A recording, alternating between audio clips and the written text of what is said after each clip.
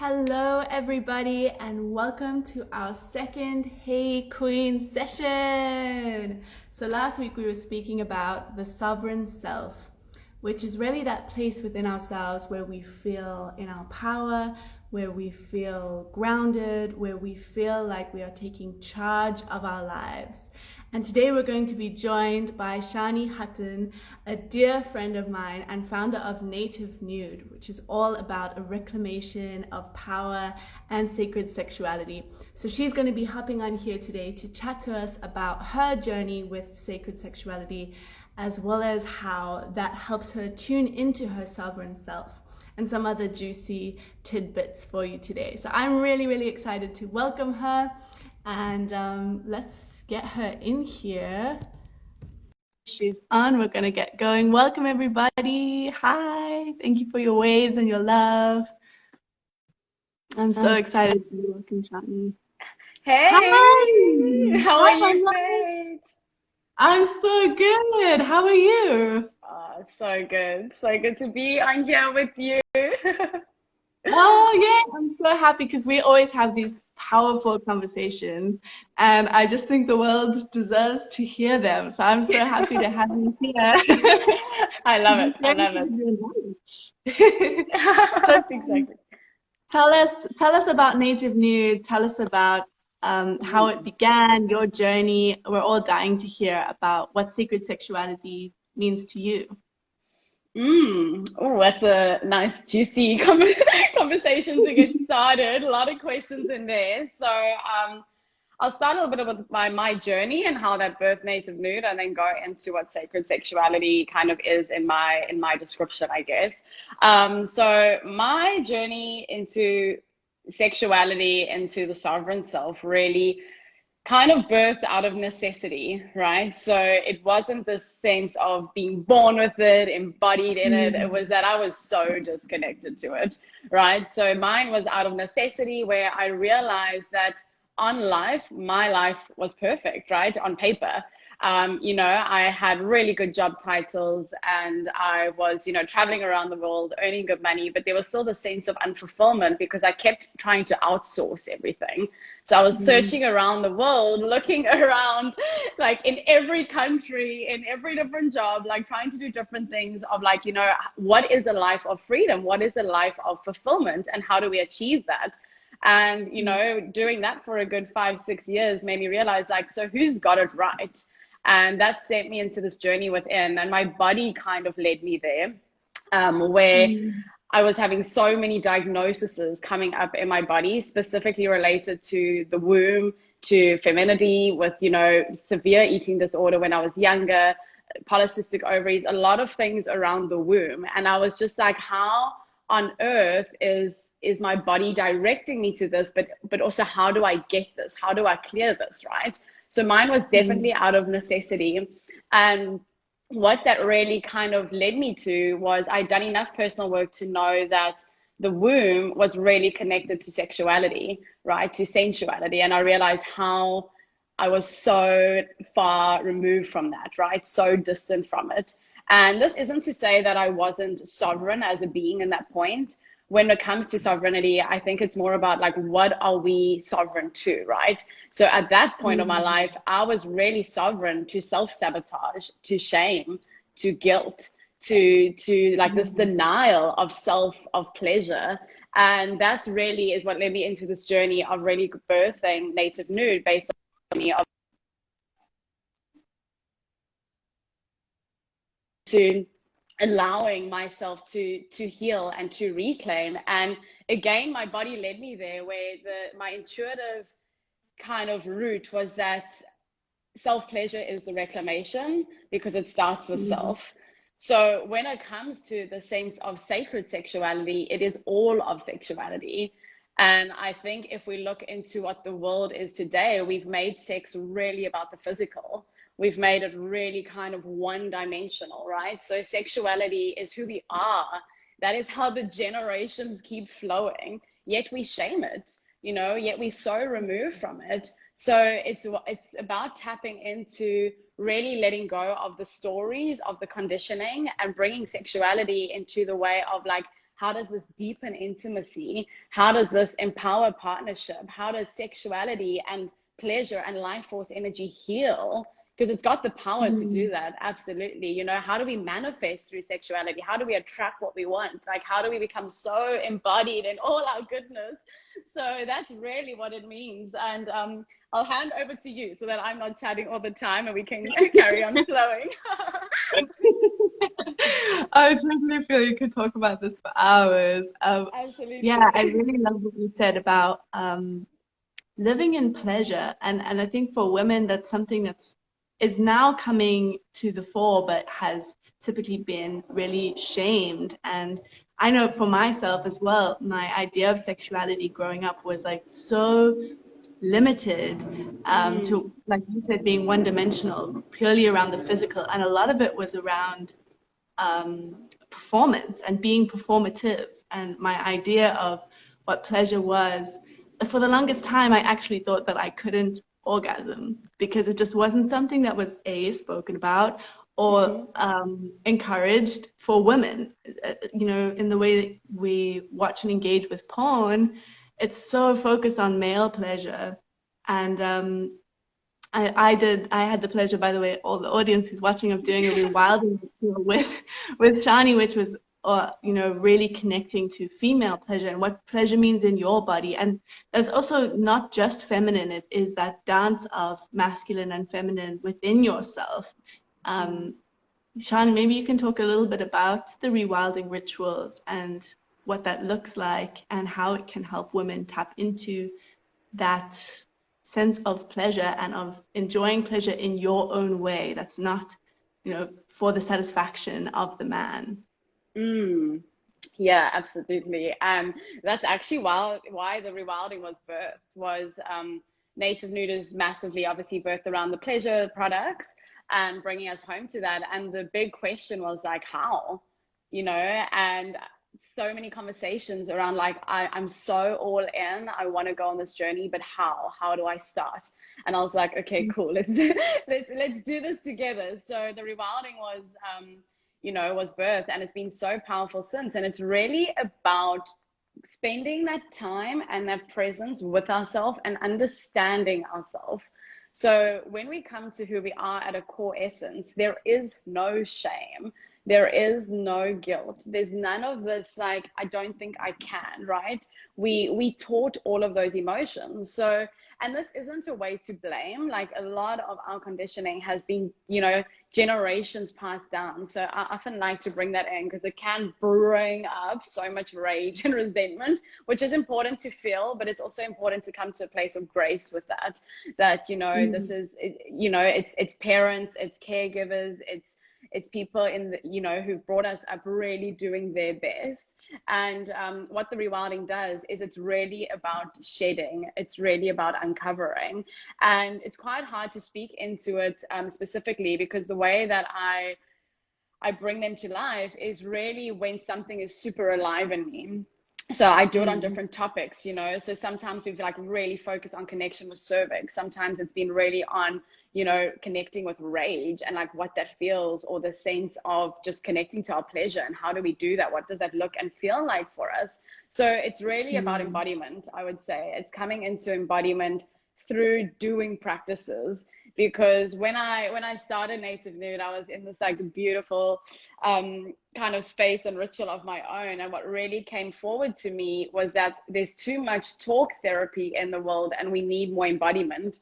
And that was the message that kind of came through. So there is so much knowledge, and then we can read and we can do all of these things. But when we embody, that is when shit comes to the surface. That is when like radical transformation starts to happen, you know, because then it's like, oh no, I don't feel shame, I don't feel this. And then it's like, okay, cool, like let's start to get into it. It's like, what the fuck? Like, you know, so that's when things really come up to the surface. And that's how we transmute it, is by being with it and accepting it, rather than either avoiding, denying, or kind of hating on it. That's so, I love that you said that, because I feel like, you know, we can dance our way around logic and explaining things in our head and really intellectualizing concepts. And I really a big part of my practice as well has been dropping into the body, dropping into, what is my body telling me? How is it responding? And I love that you said, that the rewilding rituals, this process of connecting to your sovereign self, really is never one thing. It's whatever you are needing in that moment, whatever your body is communicating to you. And I think that process of learning how to listen to your body is so pivotal to being able to connect to the sovereign self. Just this morning, I was actually speaking to my partner about there was this phase in my life where I had intellectualized what it means to be a liberated sexual being as a woman, and kind of had this like, oh, I can sleep with whoever I want whenever I want, and that's what it means to be sexually liberated, and I'm not shameful of it. And actually, what was happening in that process was that I was sleeping with men that I didn't really actually want in my sacred space, the men that didn't make me feel like a queen, that didn't treat me like a queen, and having fake orgasms and like performing, and it really wasn't actual embodiment of that sense of liberation and freedom. And what I've moved towards now is, yes, I can have sex with whoever I want, whenever I want, and I'm not ashamed of it. But what does it look like for me to enjoy that and to be in pleasure in my body and to tune into what my body actually wants? And it's completely shifted how I engage with sex and with intimacy. And on that topic, actually, I want to bring a question to you that was asked by Abby Samuel, who's joined us.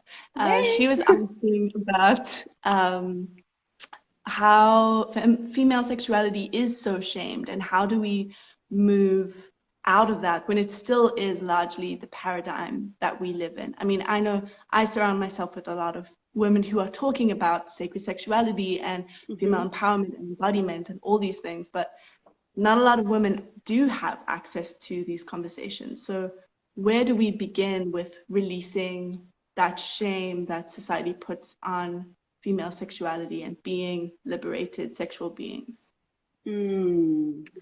I love that. So I definitely want to chat into your experience as well, but I'm going to answer the question and then I'll kind of like tie them in because they almost go hand in hand. And the question is, how do we liberate female sexuality, right? When there is so much shame.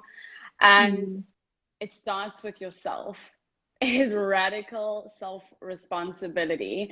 And I'm one of those people who, I don't always tell people what they want to hear. It's always like, boom, this big mirror, like, and it's always like, it starts with self. And if we had to think, if everyone took radical responsibility, there would be such an insane shift. But I feel where we are almost going is like, we are awakening, but we also in a little bit of a pendulum effect, right? And that also touches into your experience, which so many beings are really having. It's like, cool, there's this liberation, then it's like, right, I can sleep with anyone, like this is what it means. But now we've gone from this like no sex because it's shame, it's wrong, to like to the whole like other thing, and they were like, oh fuck, that's also not it, and it's like coming back into balance. So it's really about embodying what sacred sexuality or what liberated sexuality means to you as the feminine.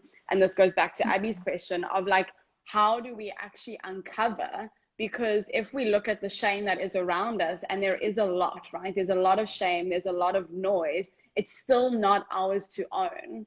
So that is a conscious choice. Once we know, we can know better, right? So now it's a matter of, there is the knowledge there, right? I don't need to feel shame around this. I'm allowed to enjoy my body, and I'm allowed to enjoy my body with others if I want to. But that's a conscious choice rather than the place from where it's coming from of feeling like that is liberated. So I really believe that this starts with self-pleasure because it's the way of embodying it within ourselves to be able to embody that properly with a partnership. So this ties in a little bit of, speaking of the sovereign self, what are we sovereign to? What is our vibration to? What are we in frequency of?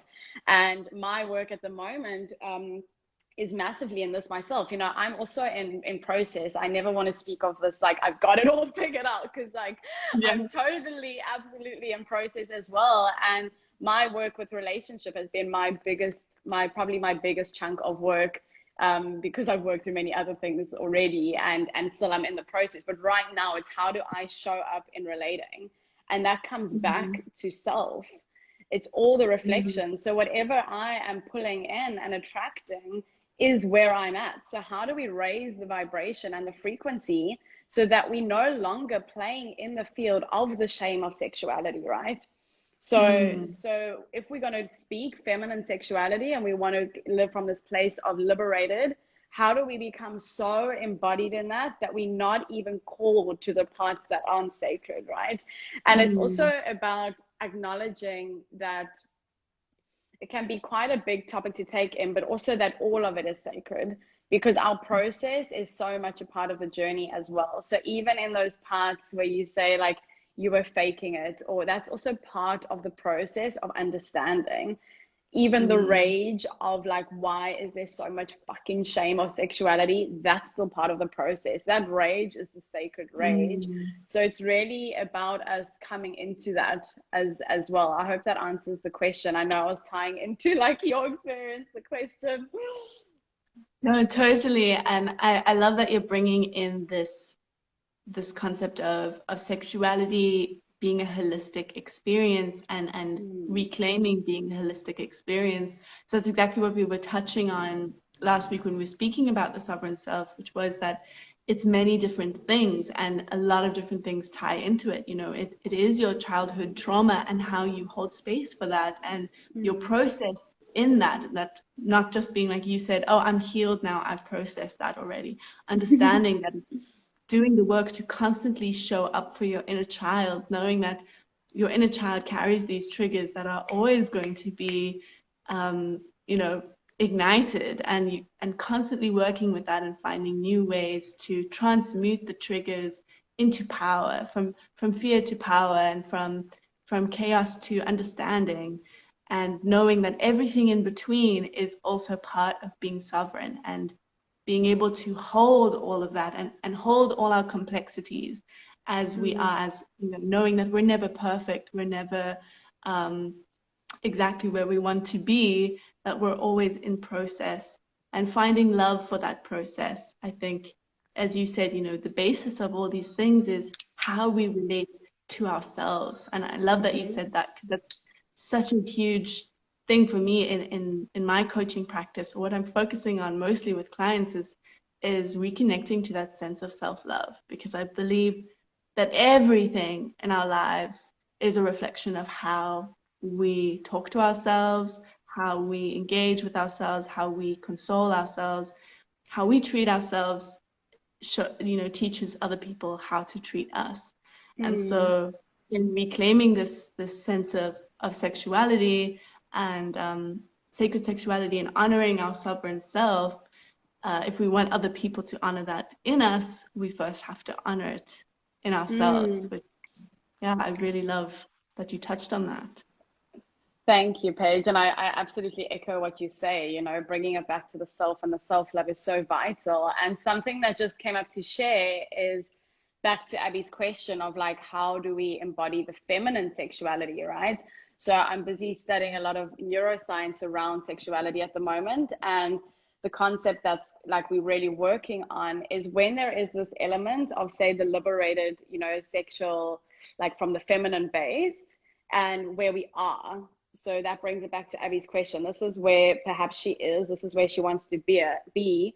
What's in between is the fear of intimacy. If you had to really root it Mm, down, it comes to the fear of intimacy because that's often what has been taught. So, in the fear of mm, intimacy is often a big fear of death in the inner child, because it's often where needs haven't been met or we haven't been taught. So it's really mm, like, this is obviously like there's so much like little pockets in this, but in the greater scope, it's how can you soothe yourself to really have that sense of safety, that sense of belonging, that sense of love in self, mm, to override that fear of intimacy, that it becomes the choice, so that we move from here to hear based on your standards, right? Not based on what we think a liberated sexual woman is. It's based on what we want to be. So I hope that brings a little bit more insight as well. Yes. Yeah, totally. I love that. And I think just as you were speaking, I was thinking about the importance of sisterhood in this process, especially because I think there's so much trauma for women around sexuality. You look at the statistics in our country around gender-based violence. There's just so much to unpack when it comes to embracing our sexuality. For some women, that's really scary. For me, it was scary. I also suffered from sexual abuse, and intimacy was a really scary thing for me. And so actually, and this is very vulnerable, but I only started touching myself after I had had sex, because then it was almost like he had explored that thing for me, so I could now do it for myself, which is so crazy that I, entered into that sexual relationship without knowing or understanding my body completely, because I was scared of my body. And I think also like sex ed for me was so it really wasn't adequate at all. I remember that we learned about tampons and abstinence, and very little about the female reproductive system. I learned about that because of biology, and what about the kids that don't do biology? I think it's so crazy that we don't have access to this information from a young age. I feel like I've had to go out and seek it on my own. And the powerful thing for me has been in sisterhood and like having these kinds of conversations. But again, I think even that the concept of sisterhood is something which has been repressed. It's re-emerging now, definitely. There's this beautiful wave of sisterhood happening.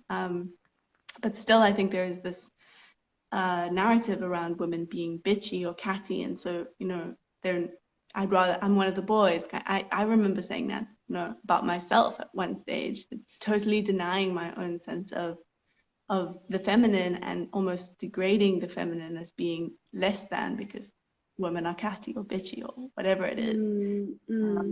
But there's just like so many, as I'm speaking, I'm like, this is huge. So many times. That's why your first question, I was like, okay, right, we're going in, like. Yeah. Deep diving. Oh, I love that. And it's so like we say, there is so much shame, like we say, and in the field, but there is also so much liberation. And that's why I love that you bring up the sisterhood, because I'm also really working on like changing this narrative from, working with a lot of shame and having conversations around shame. How do we actually change that narrative to like, there was a lot of shame, like now it's liberation. And, even for you to share that so vulnerably with us, like I honor you in that, and you're not alone. Like that was my story as well. Like I was taught, this was all wrong, that I just feared my own body, which is, it's absolutely makes total sense why I went through a severe eating disorder, because I feared my body. I didn't understand it. I rejected it, and I completely disconnected from nourishing it, and through food, but also through pleasure. So you're absolutely not alone in that. And thank you for sharing. And it's probably why so many of our journeys are very similar. Yeah, that's actually, I love that you touched on that, because I also really struggled and suffered with an eating disorder. And I found that my whole like journey into sacred sexuality was initiated on my journey of healing with my eating disorder, because I realized that the root of all that was the sense of disconnection from my body, and from what my body actually needed and wanted, and from living in pleasure with my body. And so a lot of the questions that came around my healing journey was, what does pleasure feel like in my body? And it was related to food to begin with, and then evolved into, okay, what about sex? What about movement? Movement for me had always been like about punishing myself, like, oh, I ate this and this, so I need to go to gym today, like, or I need to be healthier, like this, like I should, rather than I deserve a healthy body. I love how I feel when I move. And you know, the journey of moving from shaming myself into doing these things, into, you know, let me find a type of movement that engages my body and keeps me healthy, but that feels pleasurable and joyful for me. So all these things are, yeah, so intimately linked, which is totally actually why I wanted to talk to you, because I think it's such a key part of sovereignty and stepping into this sense of self. Sexuality is one avenue through which we can really start to explore all these different aspects, because especially I think sex is been many different things throughout history, but is still such actually a center point of society. And the way in which it's been the center point has shifted throughout history. And now it feels like it is moving more towards this sacred spiritual understanding, connection, intimacy. But there still definitely is a lot to unlearn and unpack, I think. I love that. And yeah, there absolutely is so much to unpack. And just listening to you speak, and something that it kind of brought up, you know, in that journey of coming into being sovereign with self, it's like that part of your journey where you said you're really outsourced, you know, so it's like I can sleep with whoever I want and stuff. That's also because in sexuality, we also taught that that's what you do. When we can really come into the sense of being able to really have like radical self-pleasure, you know, sex is seen as something that has to happen with someone, but then we start to outsource. So that's where it becomes really destructive, when it's like, oh, I feel turned on, so now I must find someone. But why, you know, like why can't we satisfy that ourselves? Why can't that be like absolutely liberating? So yeah, there's a really it's really about like bringing it back to the self, and not just necessarily having to fully outsource. Yeah, I'm just now thinking about, I don't know if you've watched Big Mouth. It's like oh my goodness, you would love it. So there's this scene where it's like an Adult Swim cartoon, and there's this scene where the young teenage girl Jessie like meets her vagina for the first time, and like has an actual conversation with her vagina.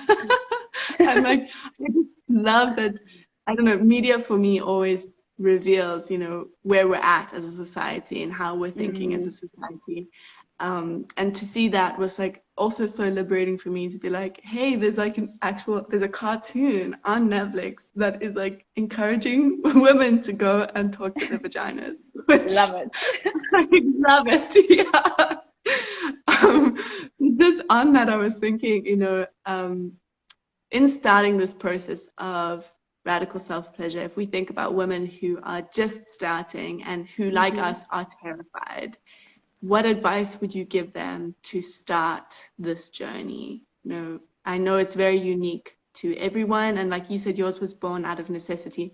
My journey with healing has also definitely been born out of, you know, being so depressed and anxious and having so much unhealed trauma that it became a necessity. But what I'm hoping to do in these conversations is to make sure that other women don't have to do it out of necessity, that they can start exploring these things before, you know, something happens, before they have a diagnosis, before there's something that happens in their bodies that calls for, it becomes a cry for help. So again, where can women start with this journey? I love that, and I love your heart in that. It's super, you know, for as humans, we often wait for like the shit to hit the fan before we're like, oh wow, we actually need to do something about it. But it's like, how can we empower before that? So I love that page. And I would say to start, and like how to start is, one, just to start in whatever way that looks or feels like for you, to be really slow, like go slow and honor the body. Always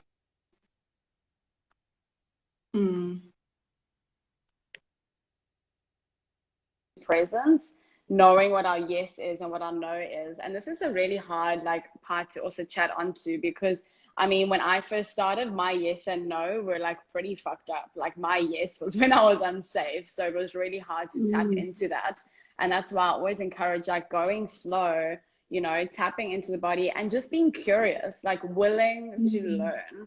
So that you literally can't fuck it up. Like, you know, there's no right or wrong. Just explore the body. And when you are with yourself, there's a sense of being able to explore without the noise, without the shame, without overriding boundaries to the point where you're resenting someone or something like that. You're with yourself, right? So you're able to just explore in your freedom and take your time, especially if we chatting on the female body. Like the female body takes around 20 minutes to warm up. Obviously everyone's different, but according to science, like 20 minutes to really warm up, and then another 20 to reach orgasm. So that's a good 40 minutes, you know, where I would really encourage to explore in that way, where you're going slow. And if you're really wanting to have like really deep intentional self-pleasure, try and not use a vibrator a lot. And the reason for that is it can override it. Like if you look how you need 40 minutes, like you can reach that in 5 minutes if you really want to, right? So really bring intention to your practice of what you want it to be, and make it fun. Like this is not like, oh gosh, I've got to go self-pleasure now. Like this should be like, fuck yes. like make it fun, like, you know, and sisterhood, like get people that you can chat about like these things to, you know, and it really gets to be fun. It gets to be empowering. It gets to be liberating. And what I love about bringing it back to pleasure and sexuality is it's often when you're in your most rawest self. So you are your most vulnerable, but it's also when you are often experiencing your most bliss, right? Your like deep orgasmic state. That is fucking transformational in life. If we can bring intention to that and we can like really empower through that, it is so like, it gets to be so fun and so expansive. So yeah, the key is just to start to go really slow, be, you know, explore, ask questions, you know, listen to lives like these. There's so many workshops, there's so much content out there, and really just start to open the mind. Once we open the mind and the body, like the process really unfolds really naturally with commitment. I love that. And something which just come up for me is this concept that you said earlier, that sexual energy is life force energy. You know, in yoga we call it prana. You know, in other ancient Eastern practices they call it chi. And I had really logically understood that, you know, that sexual energy is creative energy because it's through sex that we create life. You know, that was kind of how I understood it logically. And then I went to a Qigong class and we were like practicing the breathing, which was moving our chi up and down our body in this cosmic circle. And he was talking about this energy being sexual energy and how we can channel it to create things in our life. It's the energy which propels us forward, which creates life in us, you know, helps us take action. And I had a physical experience of this energy like moving up through my body. And then I was like, wow, this is it. This is what they've been talking about. and then the teacher Richard was talking about how if we in sex learn to channel this orgasmic energy so that it's not just in our genitals, but that it moves throughout our body and pulling it up into our crown of our head or our third eye and pulling it. And he said, imagine if you can really harness this energy so that it's not just about orgasming and then you're like, cool, that was it, now we're done, but, you know, and rather focusing that energy and being like, okay, what can this energy be used for beyond just orgasm? And that was mind-blowing for me. It was like a whole new world. But maybe you can speak a little bit to that, about how sexual energy is life force energy. Absolutely. And I also like to sometimes call it life force energy, just because I think people are more open to that when it's like, you know, come to Rewilding and we're going to work with sexual energy. I'm like, what? Like, what do we do there? You know, like life force energy. It's like, exactly, like bringing that into the body and really being able to cultivate that. So that's almost the journey of like starting with self-pleasure and being able to understand our energy and understand the body, right? Now we can go into this cultivation where we actually use sexual energy to come into a place of like self-actualization, which is coming to our highest potential. So that is like the most powerful like process in this, and this is how sacred that energy is, you know. And we can use this energy to advance so much of our life. So if we are calling in like partnership, we can use this energy to do that, right? If we're calling in finances, we can use this energy to make money, to bring about desire, right? To accelerate passion. We can use this in business to make it like a really sacred business in alignment. It is so powerful. Like, it becomes endless once we understand this. You know, this is how I healed my body completely of diagnoses, to be able to understand that this energy heals, and this energy is so powerful, and it's ours. Like, I always remind people, it is your energy. It's no one is activating that in you but yourself. So when you're not feeling it, it's you that's denying it. And when you are feeling it, it's you that's cultivating it. And that's really important, especially if you are going to workshops or anything like that. The teacher, the guide, someone like that is not activating that in you. They might be guiding you to learn how to, but it's your energy. So when we can bring that to every other part of our life, now you are consciously activating that with yourself or in partnership. And I often think, like, if you think of like a couple intentionally, right? Maybe looking to conceive or create a baby, if that's what, you know, is happening in the space, that's what life force energy does. Why don't we do that? And this is when we start to go into sex magic. Or why don't we use that life force energy to create everything? Not just babies, like create businesses through that, you know, like that's how we should buy houses, and that's how we should like can release shame, and that's how we should, like, you know, call in community that we desire. Like, that's how powerful this energy gets to be. Yeah, so I love that you experienced that feeling of that energy in your body, and I don't know if you want to chat into that more, or what that's meant for you, or what you've used that energy for. Yeah, I think as I said, I'd always like understood it logically that there is this sense of life force energy, and that I feel it in moments, you know, when I'm practicing yoga, or when I have an orgasm, or those things where I can really feel this coursing of power in my body. And I mean, I guess that's why a lot of people do exercise, because, you know, it makes you feel good, and it is tuning into that life force energy, that sexual energy. And I think this moment in Qigong, it was just such a mindful moment of really feeling the energy move through me and harnessing it. And so it was a 2-hour practice, and in the entire practice we had to squat. So I was squatting for 2 hours. And if you'd asked me to do that any other time, I think I would have died. And I did it. I wasn't shaking or anything. I was like really present in my body and in the power that my body had. So that's like a small example of harnessing that energy and how powerful it can be. My legs were dead the next day, but it's just but you're alive. Yeah. In so many other beautiful ways. Yes, exactly. And I think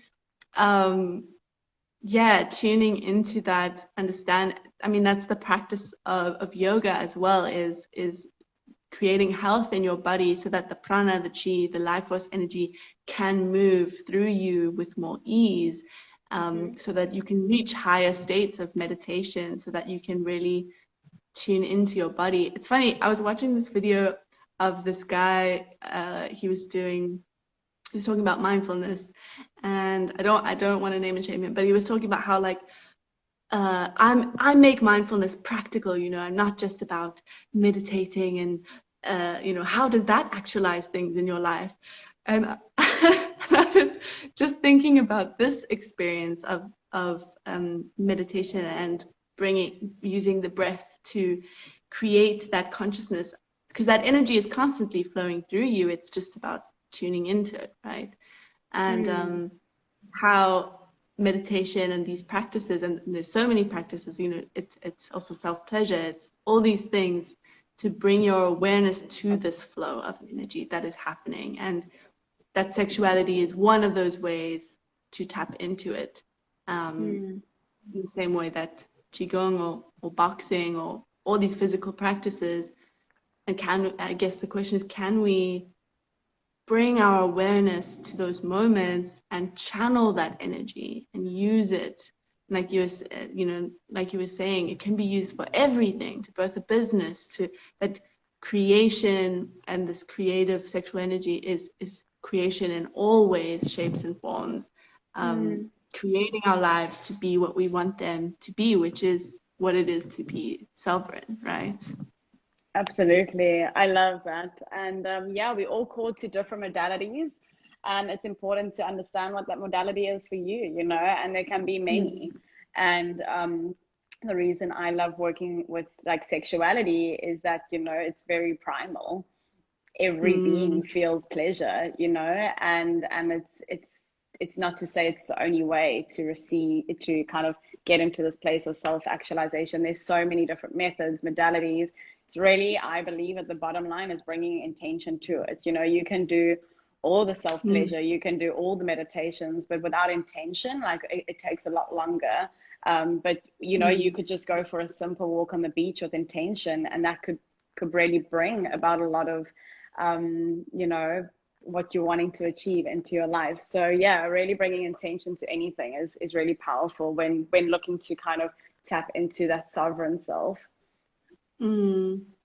Yeah, I really love that. And I love what you said about it being so primal. I think that's, yeah, so crucial as well, is because we are sexual beings. I mean, I think something which is so shamed is that even children have sexual urges or sexual curiosity, because it is a natural part of us, and it's something which is shamed from so young, both males and females.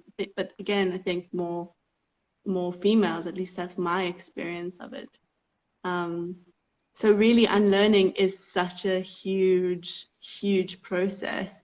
And again, yeah, I really want to honor you for the work that you do, because I think, especially for women, it's just it's so layered. There's so much trauma, you know, in our personal lives and on a societal, global level. As I was just saying, since we're young, so for you to be calling women to step up to their own pleasure and to reclaim that and to explore that with so much compassion and gentleness, like you were saying, go slow, you know, there's no rush, and the process of unlearning is also part of the sacredness of it all. So yeah, thank you for the work that you're doing, Shans. It's incredible, and you know, it's really touched my life in so many ways, and yeah, I'm just so grateful. And I would really love for you to just touch again on what Native Nude is, so that everyone knows what you are doing. Thanks, Paige. And yeah, I really believe that like this is such a big topic that it's the collective that's creating change, you know. So thank you for being a part of that. It's all of us coming together and all of us speaking up that makes the voice more powerful. So yeah, essentially what Native Nude is. So, you know, we've got pleasure wands made out of crystals, which is really powerful in bringing mindfulness to the body, so they don't vibrate in the way of allowing us to connect with really deep erogenous zones. So going with internal pleasure. So it's really more about accessing like full body orgasm, understanding the G spot, like letting go of shame out the body, doing a lot of like yoni massage and de-armoring through these tools to allow us to come deeper into our pleasure. So the body can heal through anything. So if there is a part of your pleasure that feels numb or feels pain or they feel shame, it's this really, the way I've brought the pleasure ones in is this way of it, like it feels like luxury,